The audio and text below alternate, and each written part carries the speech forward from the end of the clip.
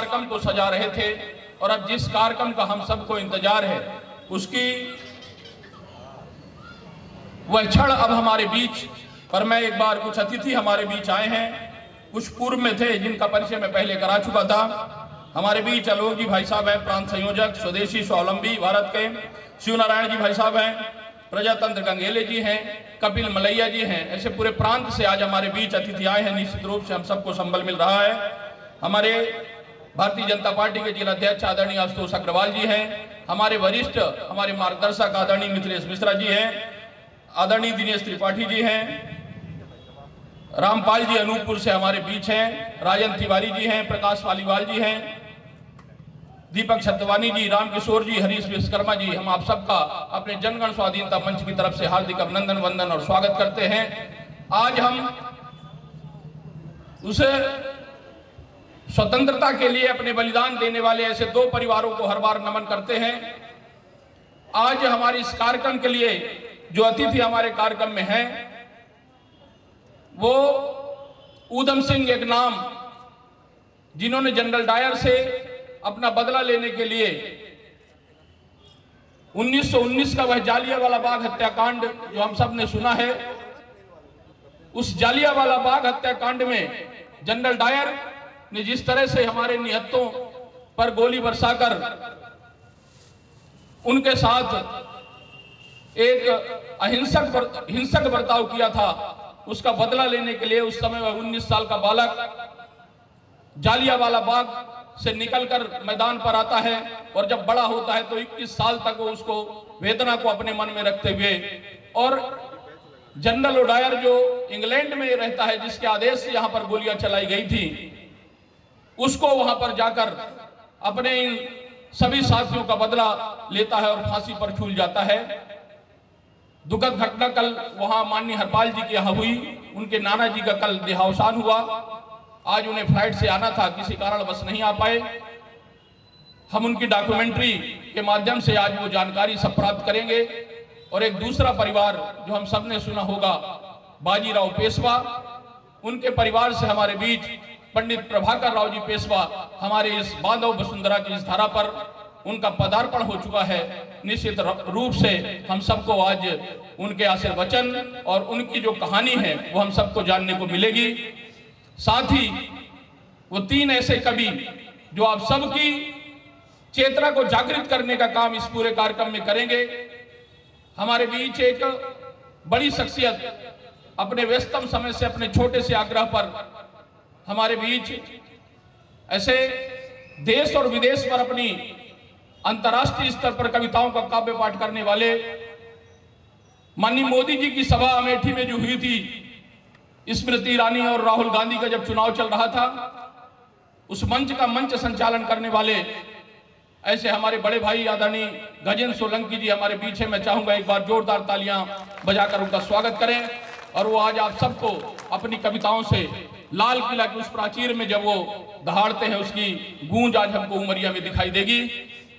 हमारे बीच महाकौशल प्रांत और पूरे मध्य प्रदेश का एक ऐसा युवा चेहरा जो आजकल राम की कविताओं के माध्यम से हमारे बीच आया और अब राष्ट्रवाद की नई चेतना देने के लिए हमारे बीच हमारे मित्र, हमारे भाई, और आप सब जब उनकी वाणी को सुनेंगे तो निश्चित रूप से आप सब प्रभावित होंगे। ऐसे हमारे सुमित ओरछा जी, एक बार चाहूंगा कि इस भीड़ के सामने अभिवादन सबका स्वीकार करें।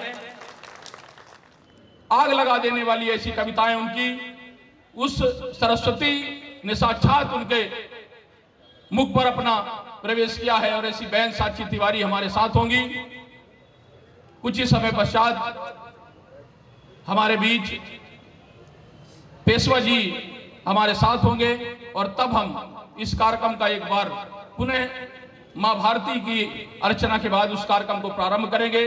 तब तक हमारे साथ एक हमारी ऐसी स्थानीय टीम, मां चंडिका की टीम, वो हमारे साथ है। और जनगण स्वाधीनता मंच के सभी हमारे कार्यकर्ता यहाँ पर उपस्थित हैं। सहारा समय का काम देखने वाले जबलपुर से हमारे बीच सुमन पुरोहित जी भी हैं, जो एक मेहनत के बाद इस उमरिया में ऐसे शहर उमरिया शहर में इस एक शाम शहीदों के नाम को अविस्मरणीय करने का काम करते हैं। और कुछ ही समय के बाद हमारे बीच पेशवा जी अपने जहां पर हमने उनको स्थान दिया था वहां से चलकर हमारे बीच आएंगे। मैं आप सबसे चाहूंगा जब उनका प्रवेश हो तो आप सब एक बार खड़े होकर उनका अभिवादन करेंगे। तब तक एक देशभक्ति गीत से हम इस कार्यक्रम को आगे चालू करते हैं। और हम जब काव्य पाठ सुनेंगे तो आप निश्चित रूप से मन बनाकर बैठिए और फिर देखिए कि आज क्या आनंद यहाँ पर मिलता है। और एक शाम शहीदों के नाम जो एक वास्तविक पुष्प अर्चन उन शहीद जिन्होंने हमारे लिए फांसी पर झूला है और आज हम सबको आजादी देकर हम यहाँ पर स्वतंत्र भारत में निवास कर रहे हैं, हम सबको एक ऐसा आनंद मिलने वाला है। मैं अपने साथियों से आग्रह करता हूँ कि एक गीत हमारे सभी देशभक्त साथियों को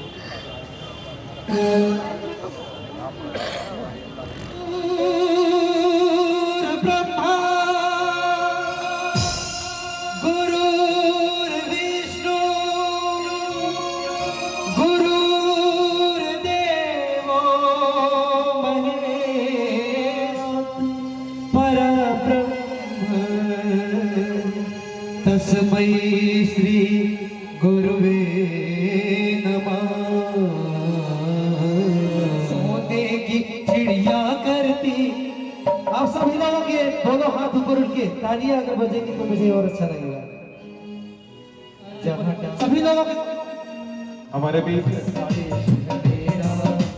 भारत देश सत्य अहिंसा और धर्म का पग पग लगता फेरा। ओ भारत जय भारत जय भारत जय भारती।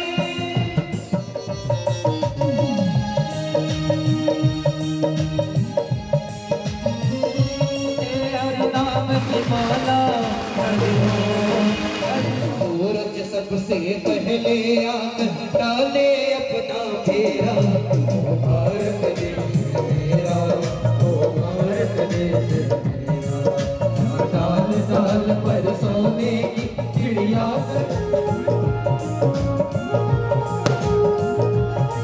जहाँ गंगा जमुना कृष्ण आए केसर कहीं बिखेरा।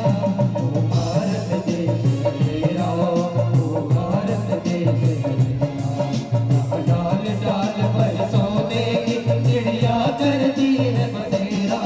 ओ भारत देश मेरा, ओ भारत देश मेरा। धरती के त्योहार भी है अलबेले। हरिओ हरिओ हरिओ हरिओ। कहीं दिवाली की जगमग है, होली के कहीं मेले, होली के कहीं मेले। राग रंग और हंसी खुशी का चारों ओर है घेरा। ओ भारत देश मेरा, ओ भारत देश मेरा, जहाँ डाल डाल पर सोने की चिड़िया करती है बसेरा। ओ भारत देश मेरा, ओ भारत देश मेरा। मान से बातें करते मंदिर और शिवालय। हरिओ हरिओ हरिओ। किसी नगर में किसी द्वार पर कोई न डाला डाले, कोई न डाला डाले। प्रेम की बंसी जहाँ बजाता आए शाम सवेरा। ओ भारत देश मेरा, ओ भारत देश मेरा, जहाँ डाल डाल पर सोने की चिड़िया करती है बसेरा। ओ भारत देश मेरा, ओ भारत देश मेरा, ओ भारत देश मेरा। प्यारा सा देशभक्ति गीत है।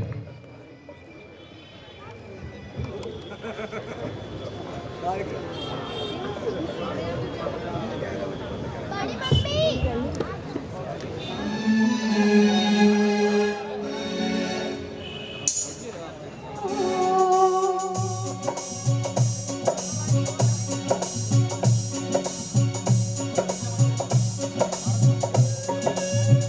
यहाँ हर कदम कदम पे धरती बदले। यहाँ भी कोई रंगोली साथ रंगे।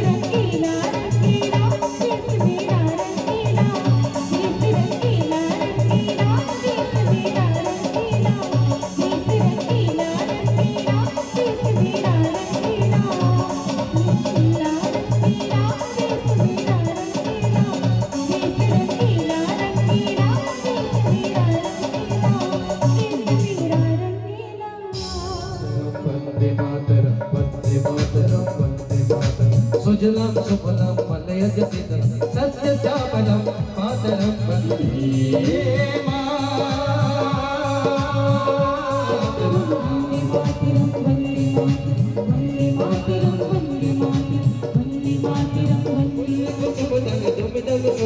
सुभाषिनी सुख दुर्भाषिनी सुखदा वरदा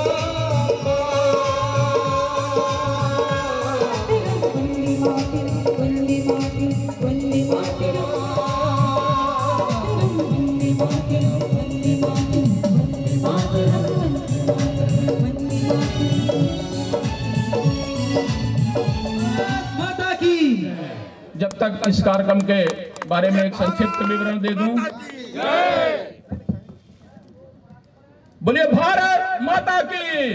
कल उनके नाना जी का देहावसान हो गया और आज आप सब भारत माता के चरणों में जो पुष्पार्चन एक शाम शहीदों के नाम, उन रणबांकुओं के लिए जिन्होंने हमें आजादी दिलाने के लिए उस छोटी सी उम्र में जब खेलने के दिन थे तब उन्होंने फांसी के फंदे का चुनाव किया और इस भारत की आजादी के लिए अपने प्राणों की बलि दी। और आज 23 मार्च 1931 हम सब उन्हें याद करते हैं और आज का दिन सिर्फ एक शाम शहीदों के नाम सेनानियों को देना चाहिए। और आप सब प्रतिवर्ष आयोजित इस जनगण स्वाधीनता मंच की पहल पर और आज हमारे इस कार्यक्रम की है कि मंच पर आने का कष्ट करें। हम बिल्कुल संक्षिप्त में 5 से 10 मिनट में स्वागत का यह कार्यक्रम समाप्त करेंगे और इसके बाद हम जिस कार्यक्रम के लिए और हमारा जो सोफा वाली टीम है, तो चूंकि भाई साहब का तो अपना पेशेवर सोफा है, जनगण स्वाधीनता मंच के हमारे सभी साथी आशीष जी, संधू जी, सेन जी, लीना साहब, आप लोग आगे एक बार। आज जो परिवार हमारे समक्ष है पर देखते और सुनते आए हैं, ऐसे बाजीराव पेशवा जी के परिवार से हमारी धारा पर यहाँ पर उपस्थित पंडित प्रभाकर राव जी पेशवा हम सब के लिए, हम सबसे चाहते हैं कि एक बार जोरदार तालियों से पंडित प्रभाकर राव जी पेशवा जी का स्वागत करेंगे। का मंच संचालन भी उन्होंने किया है और अमेरिका, जर्मनी, ऐसे कई सोलंकी जी, मैं, रूपा जी,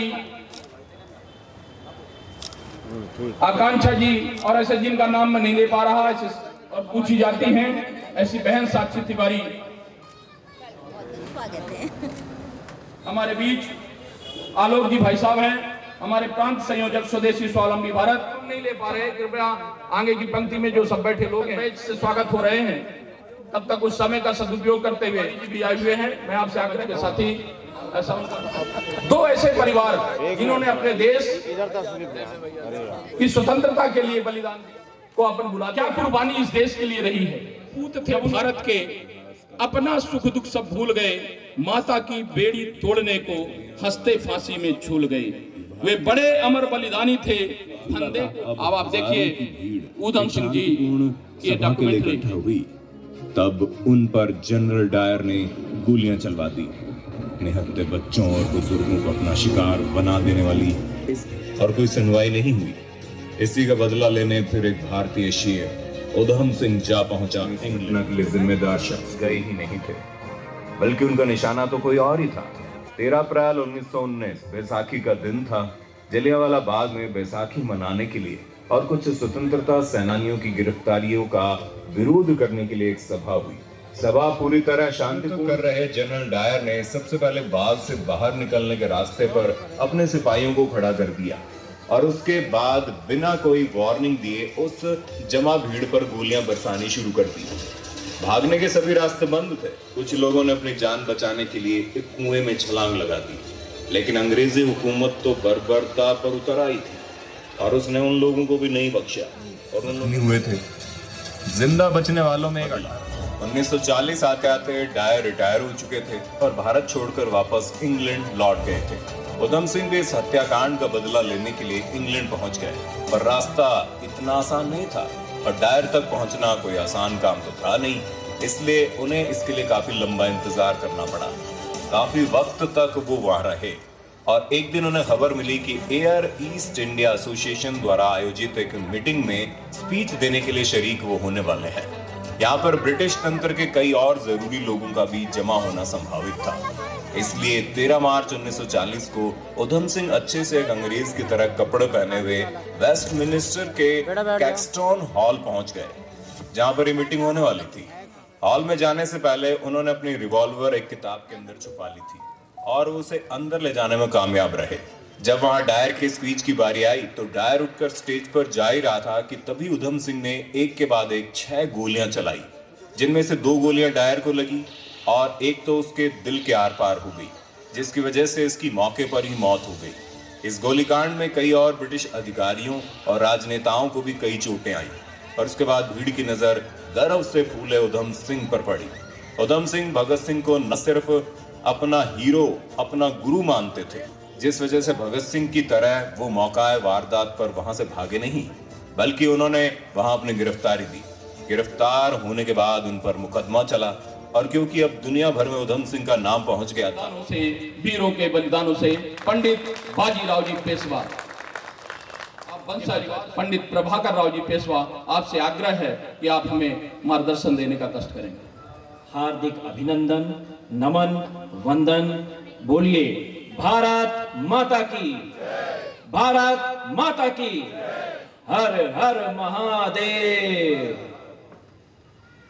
पेशवा परिवार को जब 17वीं शताब्दी में इस देश की भागदौड़ वीर शंभाजी के पुत्र साहू जी के द्वारा मिलती है तो सारे देश में अराजकता का माहौल रहता है।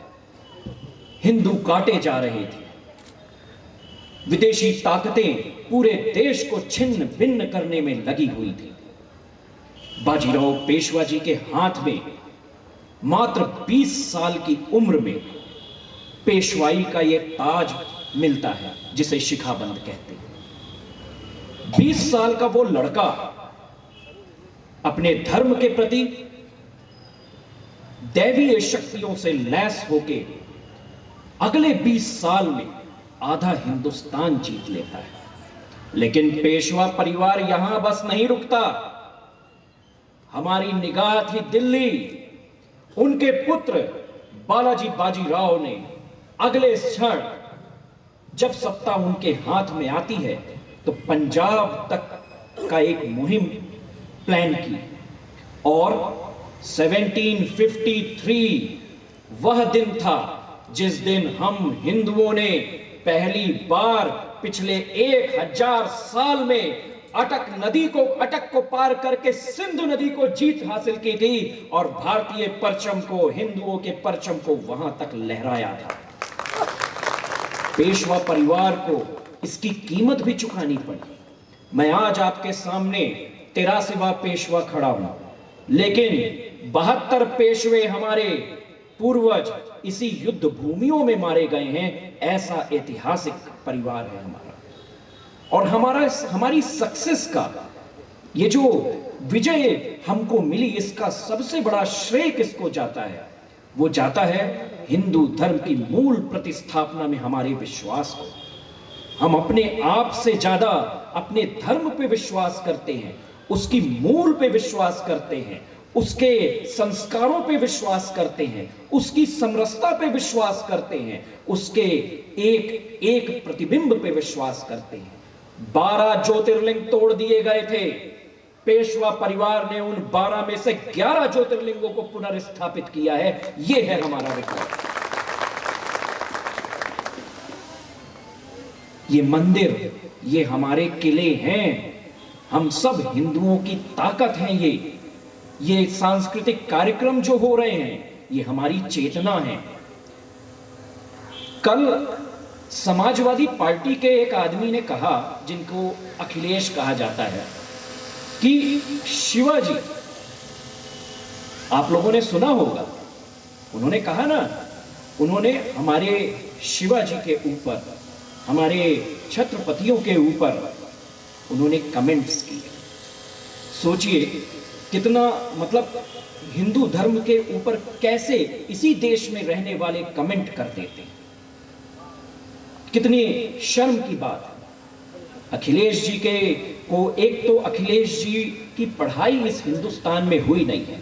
वो इतने कमजोर थे पढ़ाई में कि उन्हें ऑस्ट्रेलिया जाके पढ़ना पड़ा। तो ऐसा आदमी इस देश में खून बहाने वाले परिवारों के तर्पण को, उनके बलिदान को क्या समझेगा? जिस व्यक्ति ने अपनी पूरी पढ़ाई ऑस्ट्रेलिया से की है, उसे बलिदान में, खून बहाने में और कष्ट सहने की जो पीड़ा होती है, उसकी पहचान क्या होगी? तो मैं उस अध्यक्ष से कहना चाहूंगा कि पेशवा परिवार अभी जिंदा है। महान शिवाजी की परंपरा को हम लोग धारित करते हैं। उनके द्वारा दिए गए इस राजदंड को लेके हम लोगों ने 1857 की क्रांति की है। इस देश में मुगलों को, अंग्रेजों को प्रभावी रूप से उनके ऊपर रोक लगाई है और इस देश के धर्म को जिंदा रखने के लिए अपने प्राण दिए हैं। ऐसा ही बलिदान नहीं आ जाता। धर्म के प्रति हम लोगों को सजग होना पड़ेगा। हमारे धार्मिक प्रतिबिंबों को हम लोगों को अपने अंदर आत्मसात करना पड़ेगा। हमारी परंपराओं को हमें ताकतवर तरीके से वंश दर वंश निभाना पड़ेगा।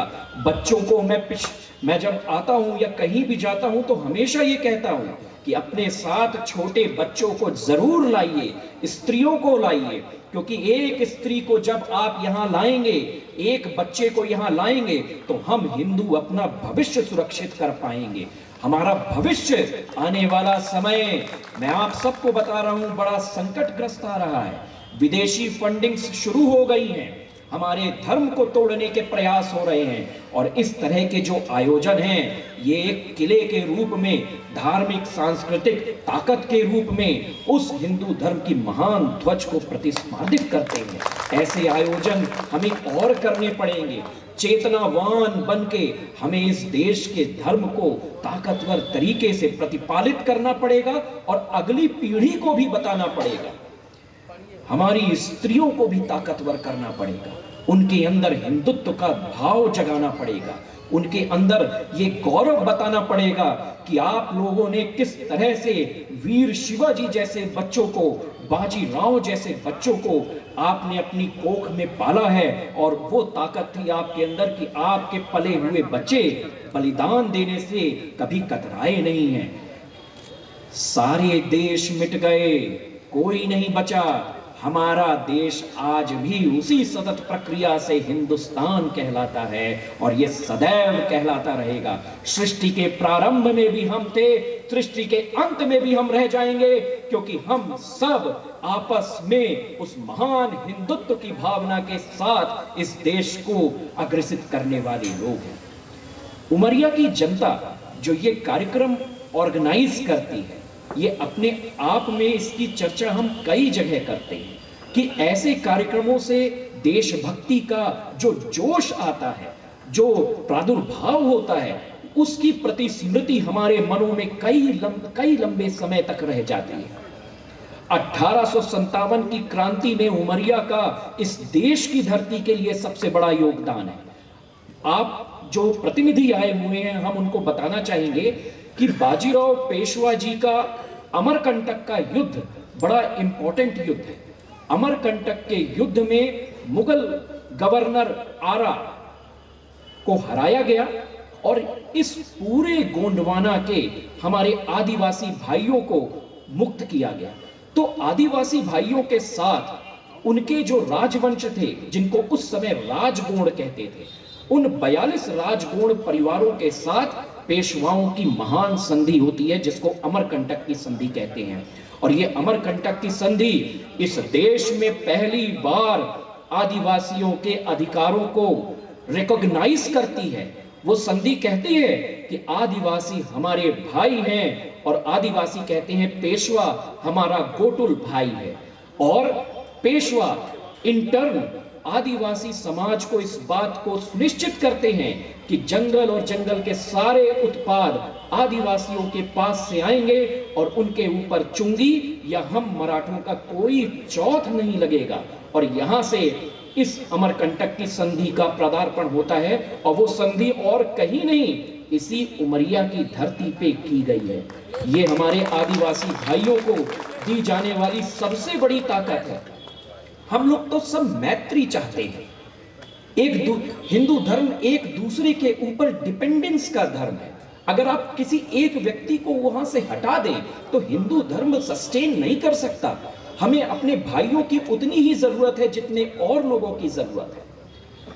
अखिलेश राणा सांगा को बोल रहा है कि इन्होंने इसको अहमद लोधी इब्राहिम लोधी के समय बाबर को बुलवाया। अभी कल की ही न्यूज है, आप लोगों ने सुना होगा कि अखिलेश बोल रहा है कि मतलब आप देखिए कितना वैमनस्यता इसके अंदर भरी हुई है। मतलब हमारे प्रातः स्मरणीय राणा सांगा, महाराणा प्रताप, इनको विवादित बनाया जाता है, जबकि 600 साल पहले इस घटना का कोई रिकॉर्ड नहीं है। लेकिन 150 साल पहले का रिकॉर्ड है कि महाराजा शिवाजी को की जो मृत्यु हुई थी वो डिसेंट्री से हुई थी और उनको दिए जाने वाले जो दुग्ध उत्पाद थे उसमें मिलावट की गई थी। अखिलेश को तो चाहिए इस पर बयान दे, लेकिन बस हिंदुत्व के भावना को किसी तरह कमजोर करना है। बहरहाल हमारा उमरिया इस आयोजन के साथ इस महान भूमि को प्रार्पित करता है और ऐसे आयोजन इस धरती में लगातार होते रहे, इसकी कामना के साथ पेशवा परिवार आपसे इजाजत लेता है, आपको प्रणाम करता है, आपके वीर गाथाओं को प्रणाम करता है और आज का आयोजन सफल हो ऐसी कामना करता है। हर हर महादेव।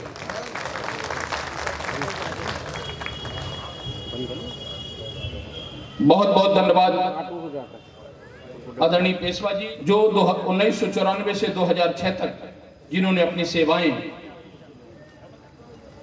दी हैं और 2006 में जो ऑपरेशन हिफाजत मणिपुर में हुआ था, उनका मातृभूमि की सेवा में उन्होंने अपने प्राण दिए थे। अपने इस जिले से उनका परिवार हमारे बीच है। मैं शकुंतला प्रधान जी से आग्रह करूंगा कि उनका स्वागत श्रीफल और पुष्प से देकर करेंगे और हम इस कार्यक्रम का शुरुआत करेंगे। वो मंच में फिर अपने उन साथियों को देने जा रहा हूं जिनको सुनने के लिए हम यहां पर बैठे हैं। एक बार जोरदार तालियां बजाएंगे। बोलिए भारत माता की, भारत माता की, वंदे वंदे। मैं जिनको मंच सौंप रहा हूं अपने इस देश के सर्वश्रेष्ठ कवि हमारे, मैं ये मेरा वादा है, यदि पूरे मन से यहां पर आए हैं तो निश्चित रूप से गजेंद्र जी को, सुमित जी को और साक्षी तिवारी को आप सुनेंगे। मैं अब यह पूरा मंच कार्यक्रम के अंत तक, अपने इस कार्यक्रम की विशेषता है कि काव्य पाठ के बाद हम अपने देश की सेवा में लगे अपने जिले के ऐसे सैनिक हमारे बीच दाएं हाथ की तरफ हैं। मैं एक बार उनके लिए भी चाहूंगा कि जोरदार तालियां बजाकर उनका स्वागत करें, इनका सम्मान करते हैं। इस बार हमने एक नई पहल भी जोड़ी थी, जो अग्निवीर हमारे युवा हैं, ऐसे युवा साथी भी हमारे बीच हैं, उनका भी हमने चिन्हांकन किया था और उनको भी हमने इस मंच के माध्यम से आग्रह किया था, वो भी उपस्थित हैं, उनका भी हम स्वागत करते हैं। मिलती है वर्दी जिनको, मिलती है वर्दी जिनको वो किस्मत वाले होते हैं, मिलती है वर्दी जिनको वो किस्मत वाले होते हैं, उनके होने से ही हम रातों को चैन से सोते हैं, उनके होने से ही हम रातों को चैन से सोते हैं।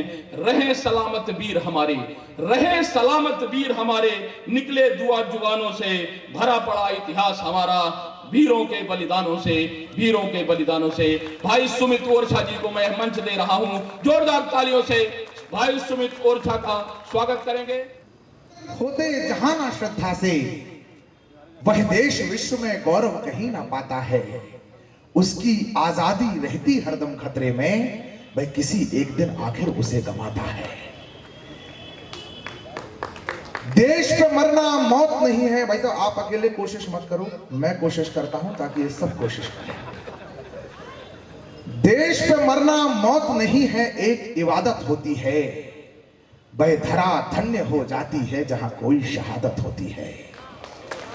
भगत सिंह सुखदेव राजगुरु चंद्रशेखर, भगत सिंह सुखदेव राजगुरु क्रांति का पर्याय बने थे, युगों युगों तक पढ़े जाएंगे एक ऐसा अध्याय बने थे। और शहीद ऊधम सिंह जी की जयंती को भी जनगण मन स्वाधीनता मंच उमरिया ने आयोजित किया था। उस दिन सेवा दिवस के रूप में मनाया। मैं जान करके प्रफुल्लित हूं, आज डॉक्यूमेंट्री आपको दिखाई गई। लेकिन कभी मैंने सोचा था कि अगर ऊधम सिंह जी आज जिंदा होते तो क्या होता। ऐसा विचार कर रहा था तो 4 पंक्तियां लिखी कि ऊधम सिंह जी आज होते तो क्या होता। अगर उनकी कि जैसी छोड़ गए थे अब ना वैसी सूरत होगी, ऊधम सिंह के मन मंदिर में मां की मूरत होगी। पर एक परिस्थितियां तो ये बदल गई कि अब तो यही देश में मिल जाएंगे आदमी बोले मैं भारत माता की जय नहीं बोलूंगा, चाहे गर्दन पर छुरी रख दो। लोगों ने हमने बहुत कहा कि तुम बोलो बोलो, फिर नहीं माने तो हमने कहा तुम बोलना भी मत, गंदी जुबान से मंत्रों के जाप नहीं किए जाते। इतने लोग भी क्यों बजा रहे हो? अच्छा लगे ताली देना, बुरा लगे उमरिया के भले लोगों को गाली तो दोगे नहीं, लेकिन कुछ मन में स्पंदन हो तो आपके हाथ खाली हैं, बगल वाले की पीठ खाली है। कोई ना कोई प्रतिक्रिया करके अपने जिंदा और जीवित होने का सबूत दे देना। मैं इस कवि सम्मेलन को प्रारंभ करना चाहता हूं। कविता कुछ नहीं करती, उत्तर देती है उन लोगों को, आदरणीय पेशवा परिवार के हम सबके बहुत आदरणीय, जिनकी शुद्ध हिंदी ने हम सबका मन और जिनके साहित्य और देश के इतिहास के प्रति इनका गांभीर्य ने हम सबको बहुत प्रभावित किया है। उनकी गरिमामय उपस्थिति के लिए एक बार पूरा सदन जोरदार तालियां बजाइए। कहा किसी ने बोले कि हर घर से अफजल, नारे लग गए जेएनयू में, बोले हर घर से अफजल निकलेगा। देखो कविता कहां कहां लड़ती है। तो मैं जेएनयू में जाकर के बोल के आया, मैंने कहा कन्हैया बेटा ये तो टेक्निकली संभव नहीं है कि हर घर से अफजल निकले, बस उसी घर से निकल सकता है जिस घर में कभी घुसा होगा। तो तेरे घर से निकल रहा है तो उसमें मोदी जी की गलती नहीं है, तेरे अब्बू का ही मैनेजमेंट खराब था। मुझसे एक सिंगापुर के मेरे मित्र पूछ रहे थे कि भारत में लोग सुखी तो हैं। मैंने कहा सुखी भी है और दुखी भी हैं। बोले कैसे?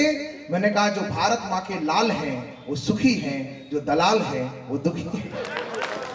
देश अद्भुत चल रहा है, नया तेवर, नया कलेवर। देश में बहुत कुछ बदला है। पहले सचिन तेंदुलकर शॉट मारता था, गेंद सीमा रेखा के पार जाती थी। अब आज का सचिन शॉट मार रहा है तो सीमा खुद रेखा के पार होकर के आ रही है। गर्व काल तो इतना चल रहा है कि हर दूसरे दिन हमें किसी न किसी बात पर गर्व हो जाता है। अब तो पाकिस्तान तक गर्व कर रहा है कि चांद हमारे बाप का हो गया। फिर भी पाकिस्तान से एक आवाज आई, बोले कश्मीर भारत के बाप का नहीं है। हमने कहा बिल्कुल नहीं है, ये तो पाकिस्तान के बाप का है और बाप का ही रहेगा, क्योंकि नाजायज संतानों को स्वीकार नहीं करते हैं हम। बात बराबर ना हो, बात बराबर की ना हो तो वार नहीं करते हैं हम। बनना है तो युवा साथियों, 4 पंक्तियों के आवाहन से इस कवि सम्मेलन का प्रारंभ करता हूं। हिंदी कविता के हमारे कविता की जो वाचिक परंपरा है उसके ऐसे सूर्य जिसको पूरी दुनिया ने, जिसके आलोक को महसूस किया है, उनका नाम होता है श्रद्धेय गजेंद्र सोलंकी जी। वह हिंदी कविता का वह कलेवर है जो पूरी दुनिया में जब जब भारत के प्रधानमंत्री जिस देश में लैंड करते हैं उनके स्वागत में जो स्वागत गीत गाए जाते हैं, प्ले किए जाते हैं, सुनाए जाते हैं, वह आदरणीय गजेंद्र सोलंकी जी के कलम से निकले गीत होते हैं। पूरी दुनिया के प्रवासी भारतीयों के सबसे पसंदीदा कवि माने जाते हैं, जिन्होंने प्रवासी भारतीयों के अंदर भारतीय चेतना को जीवंत रखने के लिए अनेक यशस्वी कविताओं का गायन किया और पूरे देश के कोने कोने में जिन्होंने कविता गाई है। आज उमरिया पधारे हैं, संभवतः पहली बार भैया का उमरिया में आगमन हुआ है, तो एक बार जोरदार तालियां बजा करके बांधवगढ़ की इस कला में उनको अपनी तालियों के सम्मोहन में बांध लीजिए ताकि वो बार बार हमारे बीच में आते रहें। शहीद परिवार से हमारी मां स्वरूपा देवी जी विराजमान हैं, उनके चरणों में यह मंच प्रणाम करता है। आप सब प्रणाम करते हैं क्योंकि उनके ही सिंदूर की कीमत पर यह सुंदर आयोजन हमारे बीच में हो पा रहे हैं, इसलिए एक बार आपकी तालियां उनके चरणों में प्रणाम करें हमारे आह्वान पर। उनके ठीक बीच में एक सुंदर सी प्यारी सी बिटिया जो हमारे कवि परिवार की बहुत यशस्वी लाडली बिटिया है जिसका नाम है साक्षी तिवारी। वह लखनपुर उत्तर प्रदेश से हमारे बीच में आई है। वह हिंदी कविता की ऊर्जा का बड़ा नया स्वर है।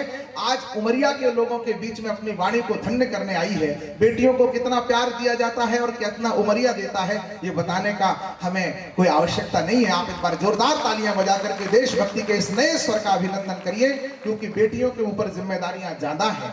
बेटियों के ऊपर संस्कृति और धर्म परंपराओं के संरक्षण का जिम्मा ज्यादा है। लीलांगनाओं का देश नहीं है ये वीरांगनाओं का देश है। जिसे संस्कृति के कुचक्र में कुछ लोग लीलांगनाओं का देश मना रहे हैं, ऐसे में साक्षी तिवारी जैसी बेटियों की आवश्यकता है जो इस दुनिया को बताती रहे कि यह भारत वीरांगनाओं का देश है। इसलिए उसको भी आप सब अभिनंदन करिए। इसके बाद आपके कवि 3 ही हैं। इसके बाद आपके हाथों में शक्ति और मेरे लिए थोड़ी सी दया करुणा का भाव हृदय में हो तो मेरे सम्मान में तालियां बजाइए। आज की रात, आज की शाम मैं आप सबके प्रतिनिधि के रूप में इन कवियों को क्रमशः एक बार अंत में एक आध कविता मैं आपके बीच में सुनाऊंगा, ऐसा मेरा क्रम है। लेकिन सबसे पहले मां सरस्वती की वंदना हम करना चाहते हैं। कवियों के सामने ये समस्या ये है कि भोजन और आपके बीच में कवियों को खड़ा कर दिया गया है। हमारी भी ये परीक्षा है और आप लोगों के धैर्य की परीक्षा है। हम अपने कविता की परीक्षा देंगे, आप अपने धैर्य की परीक्षा दीजिएगा। श्रद्धेय आदरणीय कलेक्टर महोदय विराजमान है, जिलाधीश महोदय विराजमान है, सापत्नीक आए हैं। कवि सम्मेलन में सापत्नी आना एक बड़े वीरता का प्रमाण होता है। तो आज वीरता के कवि सम्मेलन में आना उनको हम उनकी उपस्थिति को प्रणाम करते हैं। ब्रजेश जी और मान सिंह जी की यह जोड़ी यहाँ के सांस्कृतिक दूत के रूप में काम कर रही है। कितने महीनों श्रम करते हैं, चयन करते हैं, योजना करते हैं, तब जाकर के 4 घंटे आपके लिए संजोती है यह पूरी टीम। जनगण मन जनगण स्वाधीनता मंच के इस पूरी टीम के अभिनंदन में एक बार तालियां बजा दीजिए आप। मैं इस कवि सम्मेलन को प्रारंभ करना चाहता हूं। मां सरस्वती की वंदना का, मां भार भगवती की वंदना हम सब ने की है। और मां सरस्वती की वंदना हम इसलिए करना चाहते हैं क्योंकि महाकवि कालिदास विश्व के सबसे बड़े कवि देशाटन के लिए निकले। मन में बड़ा गर्व का भाव होगा तो रास्ता भटक गए, पानी ना मिला तो देह निढाल होने लगी पानी की कमी से। थोड़ी देर बाद एक घर दिखाई दिया, उस घर में पहुंचे, दरवाजा खटखटाया। दरवाजे से एक स्त्री निकली, उनसे कहा माँ, हाथ जोड़ करके कहा मुझे पानी पिला दीजिए, बहुत प्यासा हूं। उन्होंने कहा तुम हो कौन, पहले ये तो बताओ। उन्होंने कहा मैं पथिक हूं। तो स्त्री ने कहा पथिक तो केवल 2 ही होते हैं, सूर्य और चंद्र, जो रुकते नहीं थकते नहीं। तुम पथिक कैसे हो सकते हो, सच बताओ तुम कौन हो। उन्होंने कहा मैं मेहमान हूं। उन्होंने कहा मेहमान तो सिर्फ 2 ही है, एक धन एक यौवन, तुम मेहमान कैसे हो सकते हो। फिर उन्होंने उत्तर दिया खोज करके, बोले मैं तुम्हारी इतनी बात सुन रहा हूं, इसका मतलब मैं सहनशील हूं, मुझे पानी पिला दो, बहुत प्यास लगी है। बोले सहनशील तुम कैसे हो सकते हो, सहनशील तो केवल 2 ही है, धरती और वृक्ष, तुम सहनशील कैसे हो सकते हो। फिर उन्होंने कहा तो मैं हठी हूं, आप पानी नहीं पिला रही हो, कुतर्क कर रही हो, फिर भी मैं पानी मांग रहा हूं, इसलिए मैं हठी हूं। उन्होंने कहा तुम हठी भी कैसे हो सकते हो, हठी तो केवल 2 ही होते हैं, नख और शिख, नख और केश, तुम हठी कैसे हो सकते हो। चौथी उत्तर पर आप सब बात तक पहुंच जाएंगे। उन्होंने कहा तो फिर तुम कौन हो, बताओ, पहले परिचय बताओ फिर पानी पिलाऊंगी। तो उन्होंने कहा फिर मैं मूर्ख हूं, मुझे मूर्ख समझ करके पानी पिला दो। तो उन्होंने कहा तुम मूर्ख कैसे हो सकते हो, मूर्ख तो केवल 2 ही होते हैं, एक राजा और एक उसका दरबारी जो उसके बिना योग्यता के शासन करता है, दूसरा उसकी प्रशंसा करता है। तुम कैसे हो सकते हो मूर्ख।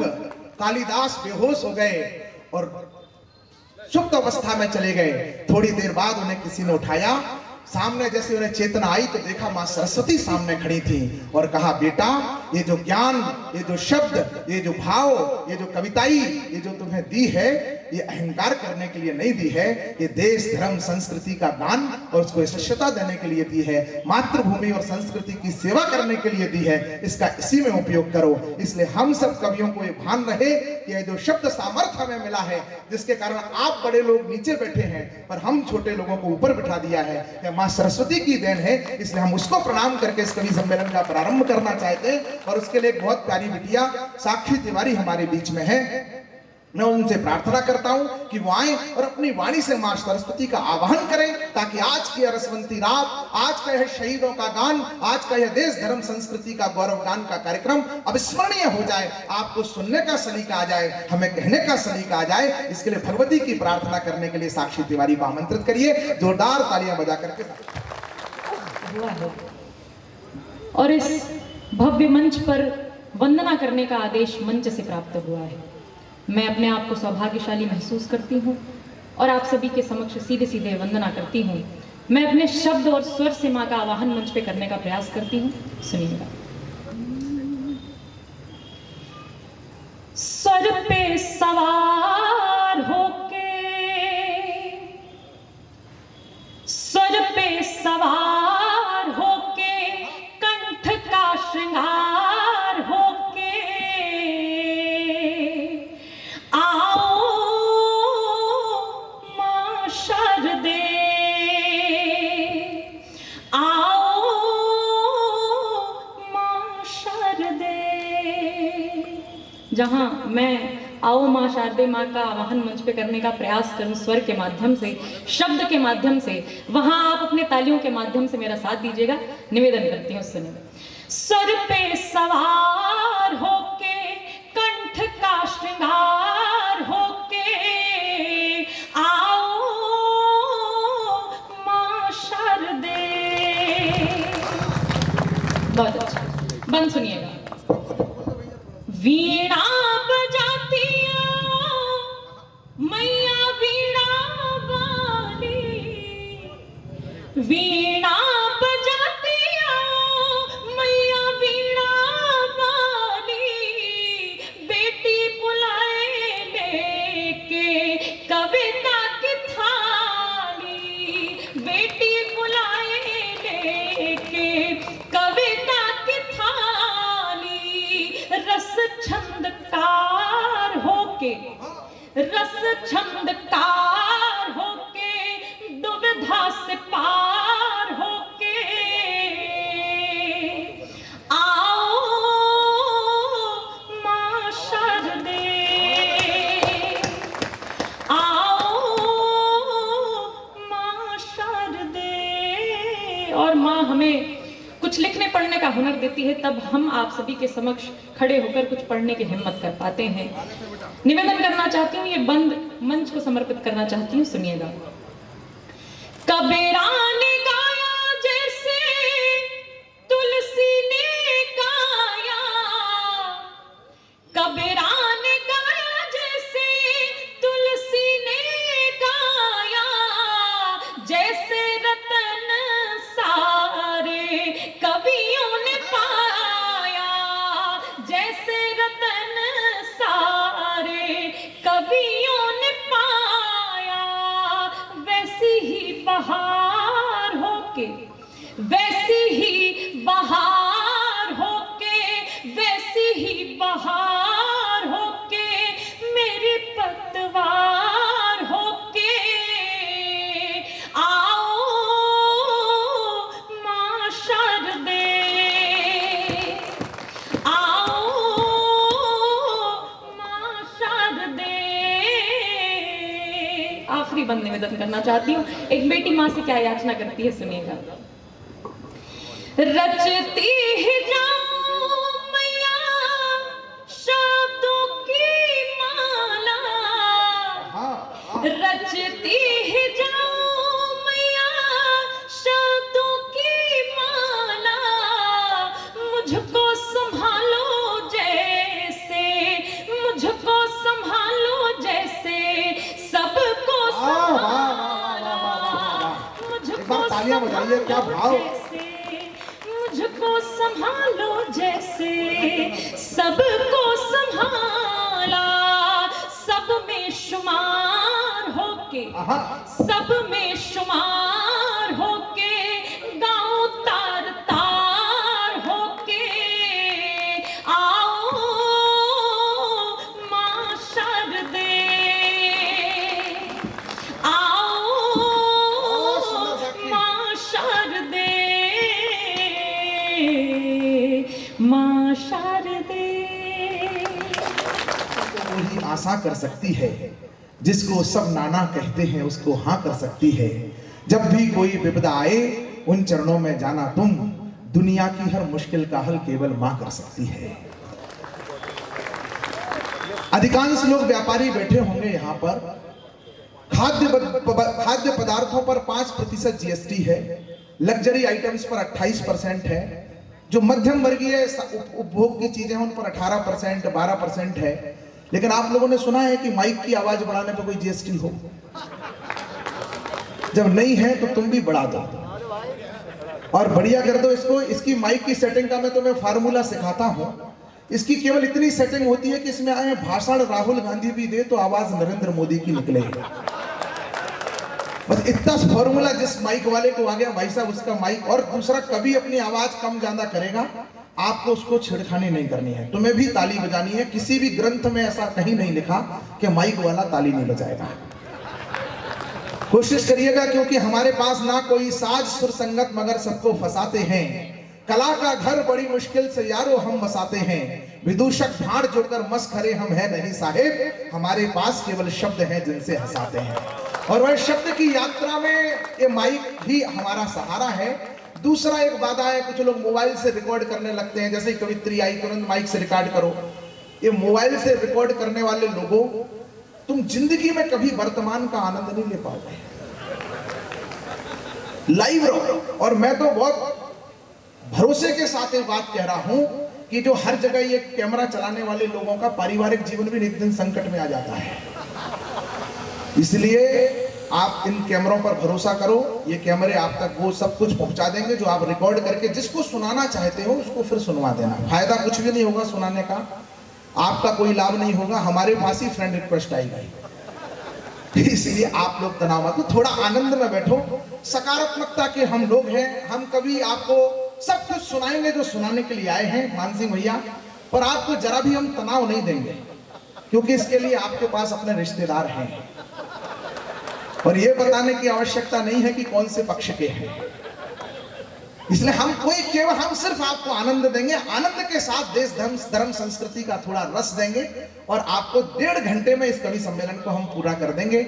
केवल कवि 3 हैं। सबसे पहले साक्षी को ही काव्य पाठ करना है, पर उसने मां सरस्वती की वंदना की है, तो उसके बीच में 5 मिनट के लिए मैं आप सबसे कुछ कहना चाहता हूं। इसके लिए आप सबको तालियां बजा करके मुझे अनुमति देनी है। मैं देश के शहीदों को कुछ नमन करना चाहता हूं। भाई साहब जो पीछे उठ करके 2 लोग जोड़ी से उठे हैं, उनसे प्रार्थना करना चाहता हूं कि हमें छोड़कर आप गए तो हम भी ये कह जाएंगे, बीच भंवर में साथ छोड़ने वाले भी बह जाएंगे। यदि युद्ध में अर्जुन बनना है तो पूरी बात सुनो, अर्ध कथाएं सुनने वाले अभिमन्यु रह जाएंगे। अर्ध कथाएं सुनने वाले अभिमन्यु रह जाएंगे, लेकिन वो फिर भी चले गए, क्योंकि किसी किसी की कुंडली में ये दोष हो जाता है बचपन से ही कि वो कोई काम जिंदगी में पूरा नहीं कर पाते, अधूरे के बीच में ही उन्हें जाना पड़ जाता है। तो ऐसे लोगों के भाग्य का हम सुधार नहीं कर सकते। हम कवि हैं, ज्योतिषी नहीं है। मैं 4 पंक्तियां आपको निवेदन करना चाहता हूं। अवतार निरंतर होते रहते हैं। चंद्रशेखर आजाद जी का चित्र लगा है। चंद्रशेखर आजाद जी ब्रह्मचारी हरिशंकर का वेश बना करके ओरछा के सातार तट पर एक कुटिया में रहे, हनुमान जी के मंदिर के पुजारी बनकर के। मैं उस कुटिया में 72 घंटे मौन पर बैठा तो कुछ अनुभूतियां हुई। इस कार्यक्रम की बुनियाद में वो अनुभूतियां डालना चाहता हूं और सबसे बड़े श्रोताओं के, सुधी श्रोताओं के मध्य आजाद जी के जीवन के सोच मुझे क्या लगता है उनको लेकर के वो मैं आपको सौंपना चाहता हूं कि हनुमान अवतार बताए जाते हैं शिवशंकर का, चंद्रशेखर भी वेश बदलकर रहते थे हरिशंकर का। चंद्रशेखर भी नाम एक है वैसे भोले बाबा का, हनुमान सा रूप वही हो जैसे भोले बाबा का। एक दूजे की उपमा के उपमान दिखाई देते हैं, मुझको तो शेखर में भी हनुमान दिखाई देते हैं। मुझको तो शेखर में भी हनुमान दिखाई देते हैं। दोनों अतुलित बलशाली हैं। तो एक तरफ देखिएगा हनुमान जी को, एक तरफ देखिएगा आजाद जी को, कि दोनों अतुलित बलशाली हैं, दोनों ही ब्रह्मचारी हैं, दोनों धरती माता के एक रूप के सेवाधारी हैं। हनुमान जी राम सिया के सुत समान अवतारी थे। शेखर जी की मां जगरानी, पिता सीताराम तिवारी थे। बड़े लोग बैठे, मुझे कोई भूमिका की आवश्यकता नहीं है। शेखर जी की मां जगरानी, पिता सीताराम तिवारी थे। हनुमान ने बाल समय में गर्भानु को खाया था, बाल समय रवि भक्ष लियो। हनुमान ने बाल समय में गर्भानु को खाया था, तो शेखर ने भी अंग्रेजी सत्ता का सूर्य डुबाया था। पर ये भी देखो रही है रचना कैसी भाग्य विधाता की, एक ने मुक्ति सीता जी की, एक ने भारत माता की। हनुमान जी ने प्रयाग में ही कलिक विश्राम लिया, शेखर जी ने भी प्रयाग में अंतिम क्षण तक काम किया। काशी में यह कथा दोनों की हो जाती अति रोचक है, दोनों का ही रूप वहीं पर होता संकट मोचक है। इसीलिए मुझको लगता वह रूप न कोई दूजा है, इस धरती पर हनुमान ने हनुमान को पूजा है। ऐसे संकल्पों के जग में अमर नाम हो जाते हैं, जहां जहां आजाद रहे वह तीर्थ धाम हो जाते हैं। बलिदानों की आभा में वो नाम प्रभाकर जैसा है, राष्ट्रवाद की ज्योति का आयाम दिवाकर जैसा है। उसने छोटी सी आयु में बड़ा काम कर डाला था, स्वाभिमान से सारा भारत साथ खड़ा कर डाला था। स्वाभिमान से स्वाभिमान को अपना शीश झुकाता हूं, भारत मां के अमर पुत्रों की अमर कथा दोहराता हूं। देशभक्ति बनना है तो युवा साथियों भारत की तकदीर बनो, धर्म ध्वजा की रक्षा करने पार्थ के तीखे तीर बनो। त्याग समर्पण देशभक्ति की एक नई बुनियाद बनो, भगत सिंह सुखदेव राजगुरु चंद्रशेखर आजाद बनो। राष्ट्रपुत्र गांधी जी के पावन पुण्य विचार बनो, श्यामा प्रसाद से लाल चौक में भारत की जयकार बनो। एक नेताजी मुझसे कह रहे थे, भाई साहब आपको यूट्यूब पर सुना, आप सत्ता के पक्ष में बोलते हो, कभी तो वो होता है जो सरकार के विपक्ष में लिखे। हमने कहा हम 2014 तक सरकार के विपक्ष में ही लिखते थे, फिर हमने ऐसा लिखा कि सरकार हमारे पक्ष में आ गई। तो बोले भाई साहब और तो सब ठीक हो रहा है पर रुपया बहुत गिर रहा है। मैंने कहा चिंता मत करो, रुपया इतना नहीं गिरेगा जितना रुपए के लिए तुम गिर गए थे। मैं प्रति उत्तर का कभी एक नेताजी ने भी आतंकवादियों को जी कह दिया था, तो ये साक्षी तनाव में आ गई, भैया तुम्हारे मध्य प्रदेश में कैसे नेता पाए जाते हैं, ये आतंकवादियों को जी कह रहे हैं। मैंने कहा बेटा तुम इन्हें जानती नहीं हो, इन्हें वोट ढंग के मिले तो ये जीजाजी भी कह दें। मैं तो दिल्ली में नॉर्थ एवेन्यू में गजन भैया के साथ घूम रहा था, तो वहां सांसदों के बंगले हैं, वहां 12-14 बंगलों पर मैंने मेरा घर राहुल का घर, मेरा घर राहुल का घर लिखा देखा। तो मैंने एक नेताजी से पूछा, मैंने कहा भाई साहब इतने बंगले तो एक सांसद को मिल नहीं सकते, ये मेरा घर राहुल का घर। बोले हमारे नेता का मोदी जी ने घर छीन लिया, इसलिए हम उन्हें नैतिक समर्थन देने के लिए हमने लिखवा दिया कि मेरा घर राहुल का घर। तो मेरे साथ एक बड़ा खुरापाती आदमी था, वो बोल पड़ा, बोला भाई साहब है तो उनके पास घरवाली भी नहीं।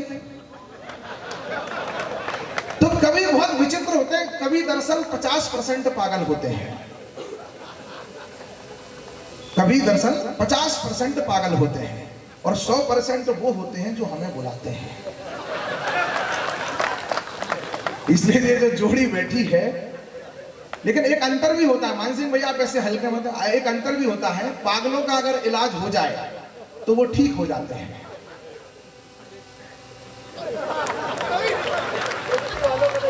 तनाव की कोई बात नहीं है, मैं आपको थोड़ा सा इसलिए हल्का फुल्का करने की कोशिश कर रहा हूं कि ब्रजेश भैया इतनी देर में सारी व्यवस्थाएं बना लें, और फिर जब हमारा कोई कवि आपके बीच में आए तो उस समय कोई फोन पर ऐसी बात ना आए कि वो कभी सोचने लगे कुछ हमने कर दिया। मैं सिरसा में कविता पढ़ रहा था तो एक चौधरी लठ लेकर के आ गया। मैंने कहा भाई साहब हमने कुछ गलती करी है क्या? बोले नहीं तू तो कविता पढ़, मैं तो उसे ढूंढ रहा हूँ जिसने तुझे बुलाया है। तो ऐसी भी कोई दिक्कत आ जाए तो ये ब्रजेश भाई साहब हैं, इनसे आप निपट लेना। हम कवियों को तो आप तालियां दो, और इतनी अच्छी तालियां दो कि हमारे कानों में, हम बहुत 26 तारीख से मैं बाहर सफर में हूँ, ग्लूकोज पी करके आपके बीच में खड़ा हूँ। आपकी तालियां हमारे लिए वही वैक्सीन का काम करेंगी थोड़ा, जिससे हम थोड़ा सा आपसे कुछ कह पाएंगे। मैं एक कवित्री को आपके बीच में बुलाना चाहता हूँ। मैंने कहा कि मातृ शक्ति 50% की आबादी में बैठी है, बेटियों पर जिम्मेदारी अलग है। भाई साहब आप तो इतना बढ़िया गाना गा रहे थे, आप वही हो ना? अरे क्या बढ़िया गाना गा रहे थे आप, तो आपने कोई ऐसा काम थोड़ी ना किया कि छुप के बैठो। नहीं, हमको देखने के लिए तो तुम नहीं बैठे, तुम जिसको देखने के लिए बैठे हो उसको हम देखने नहीं देंगे, इसलिए तुम सामने आकर के बैठो। हम जानते खाली जाने खाली की भाषा, इस धरती पर हम भी मनुष्य ही हैं, इसलिए सब जानते हैं। बाबा जी आपको प्रणाम करता हूं। 4 पंक्तियां साक्षी की अगवानी में पढ़ रहा हूं।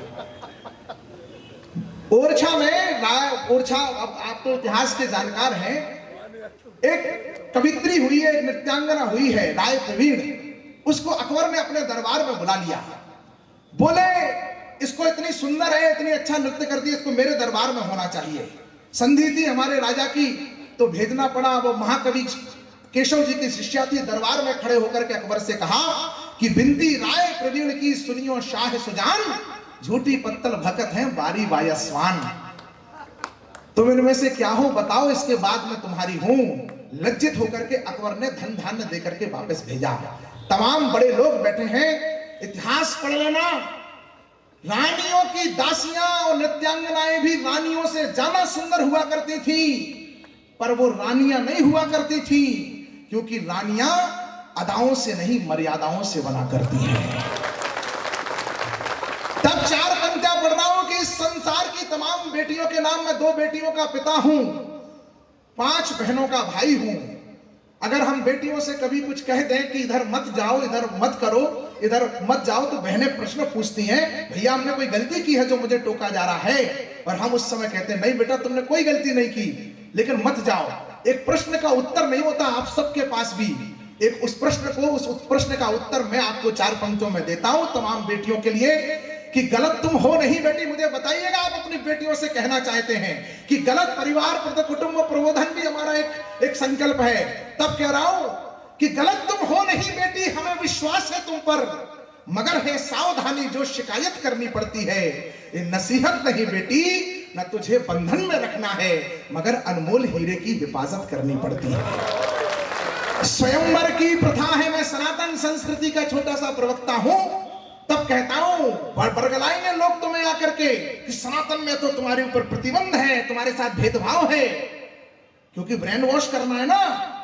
स्वयंवर की प्रथा है हमारे देश में, बर थोपने की नहीं, तुलसी से महकाते हैं हम आंगन, कैक्टस रोपने की नहीं। बर कौन हो तुम्हारा, ये चुनने का तुम्हें ही अधिकार है। एक पंक्ति में सनातन बोल जाए तो एक हाथ खामोश न रहे कि बर कौन है तुम्हारा, ये चुनने का तुम्हें अधिकार है, पर भाई कैसा हो ये पिता तय करे, यही संस्कार है। अपनी जिंदगी जीना, अभी हाथ थोड़े कमजोर आई तालियां, अपनी जिंदगी जीना, अपने फैसले लेना, हमारी भी परवाह मत करना, पर टुकड़ों में कटी कहीं लाश मिले, बेटियों ऐसा विवाह मत करना। टुकड़ों में कटी कहीं लाश मिले, बेटियों ऐसा विवाह मत करना। तब 4 पंक्तियां आमंत्रण की देता हूं साक्षी तिवारी को, उसके हिस्से में खूब तालियां बजाना आप, ताकि उसकी यात्रा आपका आशीर्वाद से बड़ी यशस्वी हो जाए। वह हमारे हिंदी कवि सम्मेलन के मंच का बड़ा नया स्वर है, बड़ा तेजस्वी स्वर है कि इस संसार की सृष्टा हो तुम, देवी हो युग दृष्टा हो तुम, आदि हो तुम अंत तुम ही हो, दिग हो और दिगंत तुम ही हो, बहुत बढ़ चुकी भारत माँ की। आप भी प्रार्थना करिएगा मेरे साथ कि बहुत बढ़ चुकी भारत माँ की। देखो पहले तानसेन गाते थे तो हिरण आते थे, हम बोल रहे हैं तो कौन आ रहे हैं? बहुत बढ़ चुकी भारत माँ, अपना अपना भाग्य है भाई साहब। बहुत बढ़ चुकी भारत माँ की, संभव हो तो पीर बचा ले, हे नारी तू नीर बचा ले, भारत की तस्वीर बचा ले। पूरा सदन जोरदार तालियों से बुलाए, सब पर भारी साक्षी हुआ।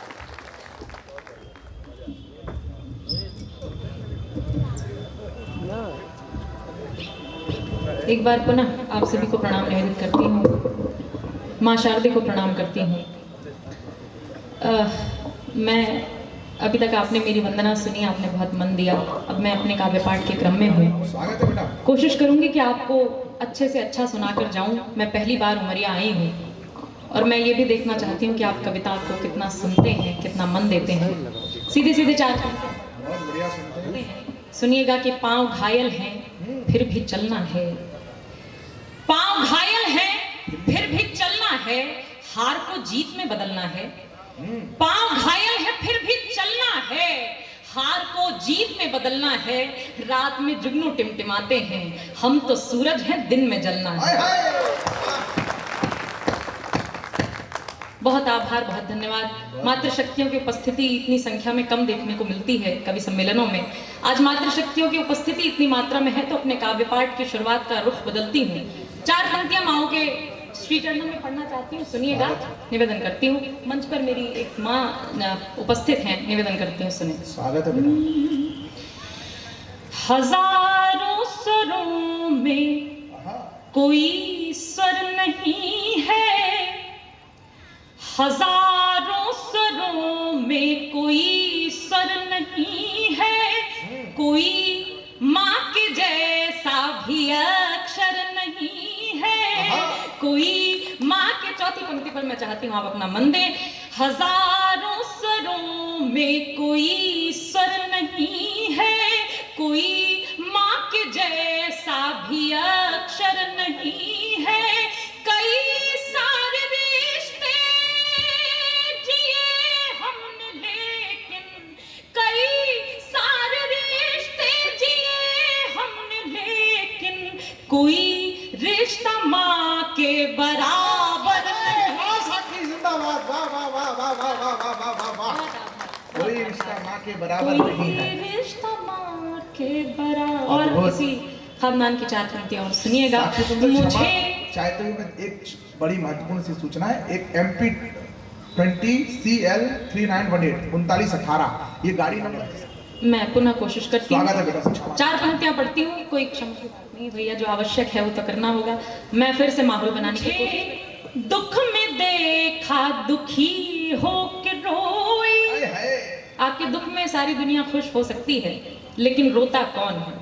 मुझे दुख में देखा दुखी हो के रोई, मैं जब जाग बैठी वो जागी न सोई, मैं जब जाग बैठी वो जागी न सोई, भला कैसे एहसान माँ का चुकेगा, भला कैसे एहसान माँ का चुकेगा, नहीं माँ के जैसा जहां में है कोई।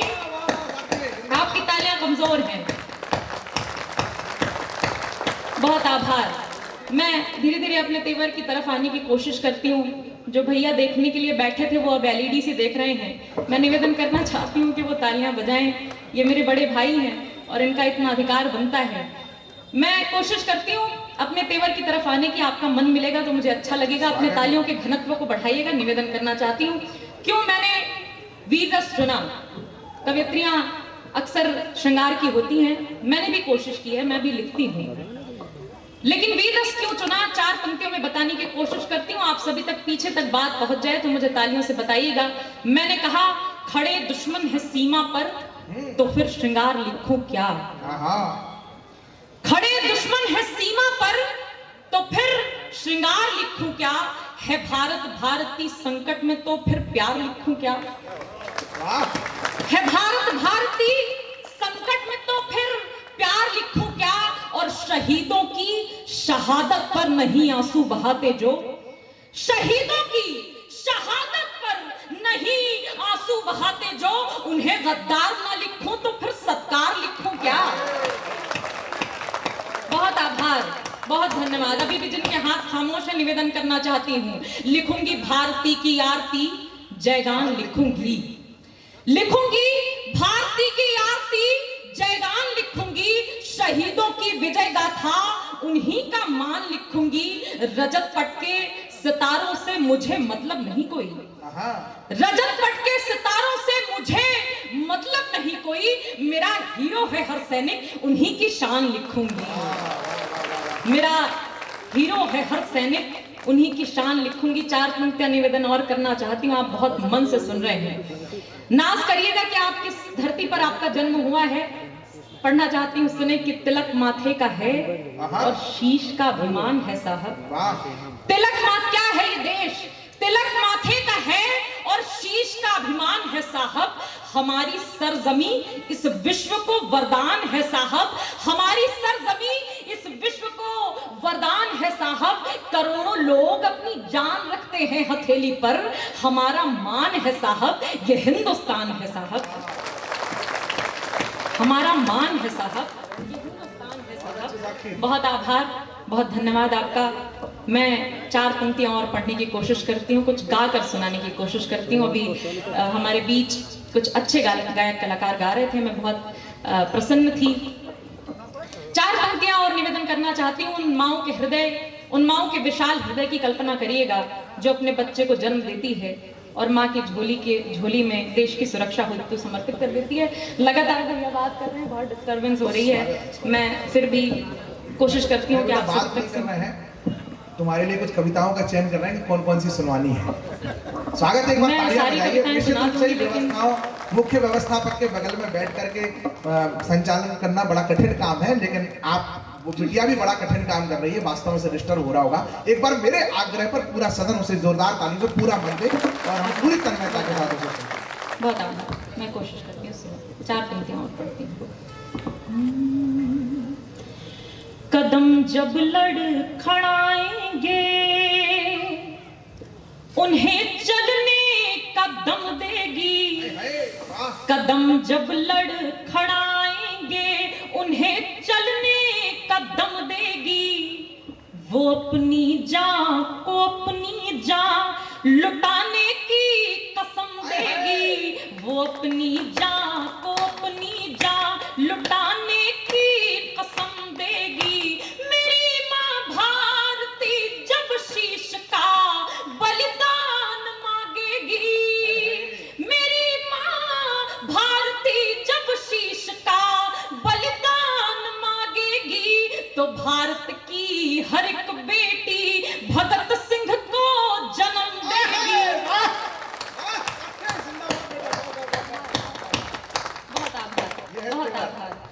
तो भारत की हर एक बेटी भगत सिंह को जन्म देगी। 4 पंक्तियां और पढ़ती हूँ। यहाँ युवा साथी उपस्थित हैं, निवेदन करना चाहती हूँ उसका थोड़ा सा वॉल्यूम बढ़ा दीजिए, थोड़ा सा इको बढ़ा दीजिए। सुनिए।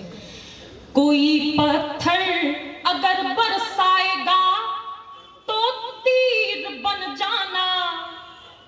कोई, हम उस सनातन धर्म के लोग हैं जिनके हाथ में भाला भी है, जिनके हाथ में माला भी है। सामने वाला यदि दानव हो तो उसे शस्त्र से समझाएं और मानव हो तो उसे शास्त्र से समझाएं। निवेदन करना चाहती हूँ, सुने।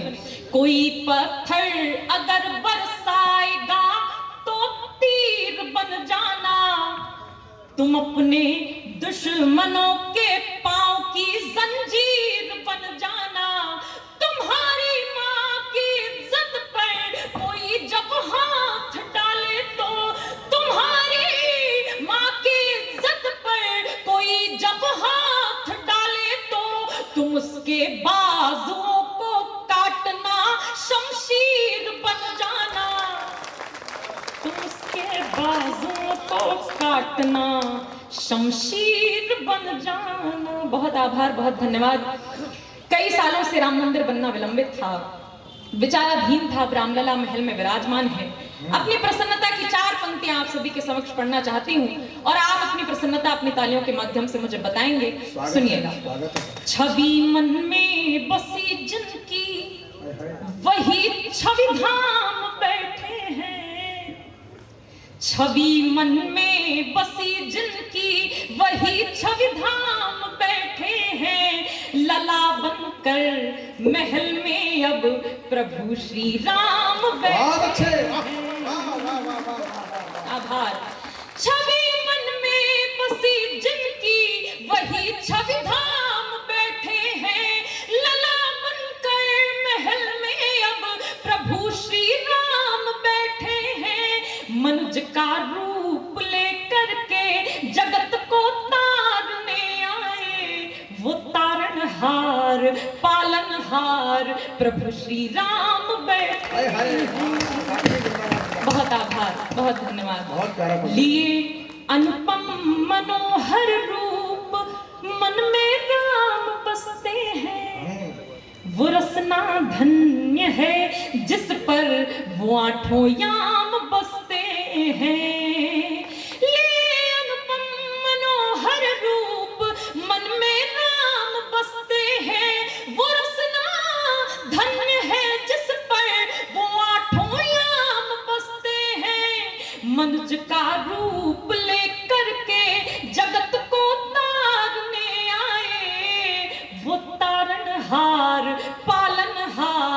प्रभु श्री राम बसते हैं। बहुत बढ़िया। बहुत आभार। निवेदन करना चाहती हूँ, ये कार्यक्रम जिस उपलक्ष्य में सजाया गया है उसके लिए एक कविता पढ़ना चाहती हूँ, विशेष तौर पर निवेदन करना चाहती हूँ।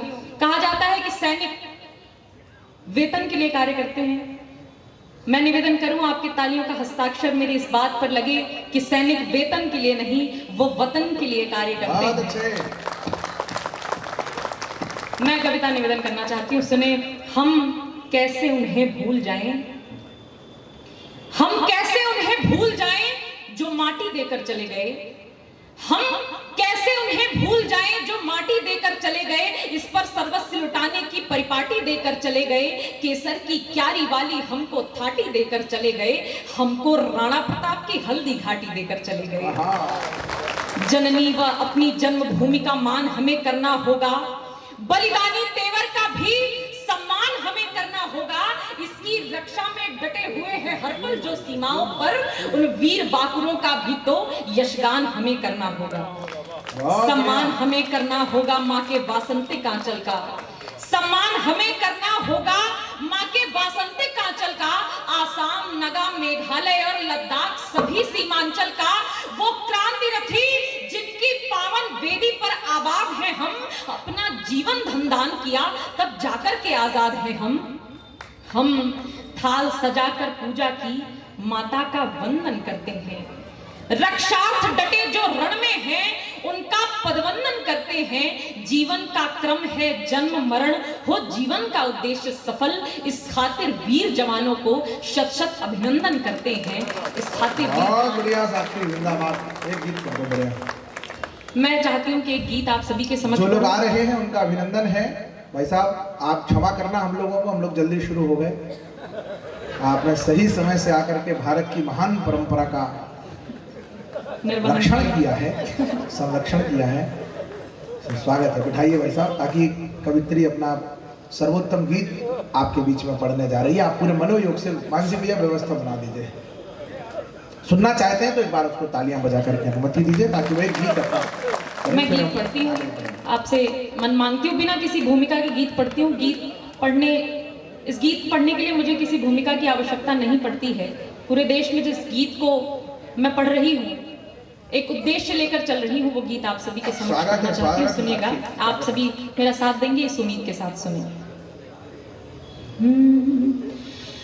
भक्ति भाव का किसी जो भक्त को तलाश हो, भक्ति भाव का किसी जो भक्त को तलाश हो, जब अशांत मन में शांति का नहीं उजास हो, जब अशांत मन में शांति का नहीं उजास हो, जब कहीं से भी किसी से भी न कोई आस हो, जब अधर के शब्द शब्द में निरीह प्यास हो, तब हृदय का द्वार खोल भूल सारे गम कहो।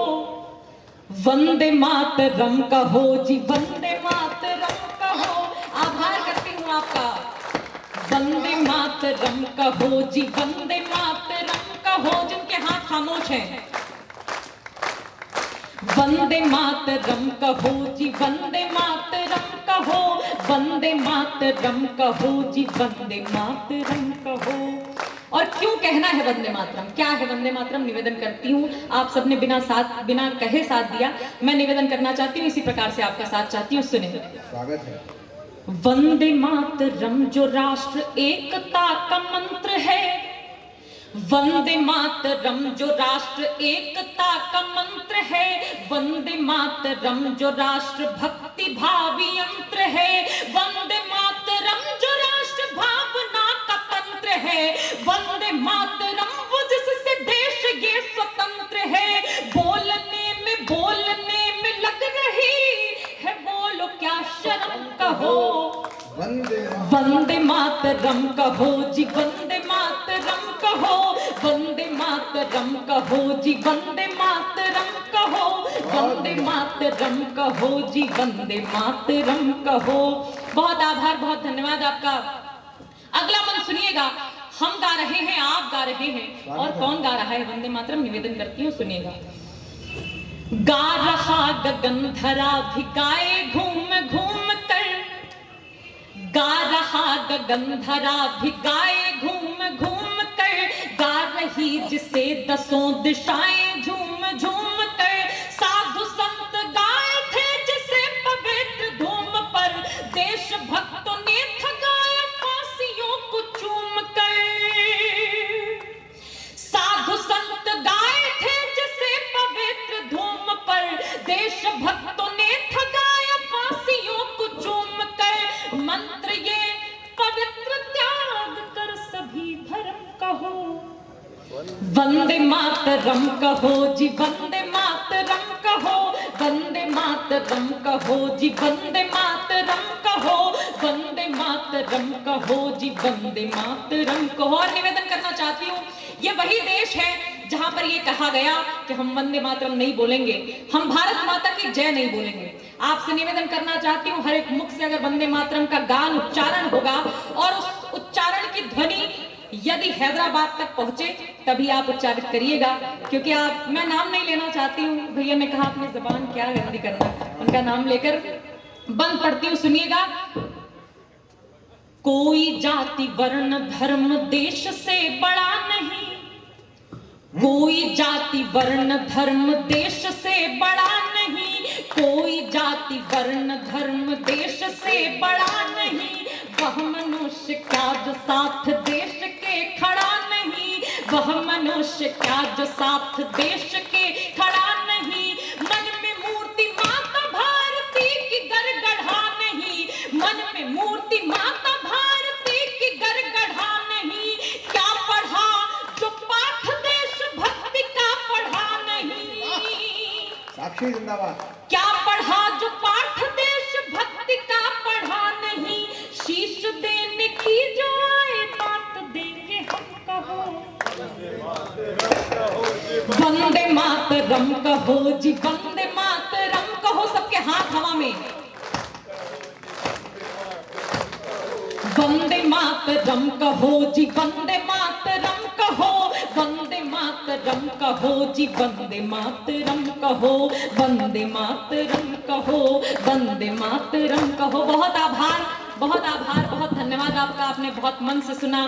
तिरंगी इत्र से दुनिया को महकाती रहूंगी, तिरंगी इत्र से दुनिया को महकाती रहूंगी, बुझेगी आग तो वह आग भड़काती रहूंगी, कोई गाए तो गाए गीत नफरत द्वेष के, पर मैं वंदे मातरम गाऊंगी और गाती रहूंगी।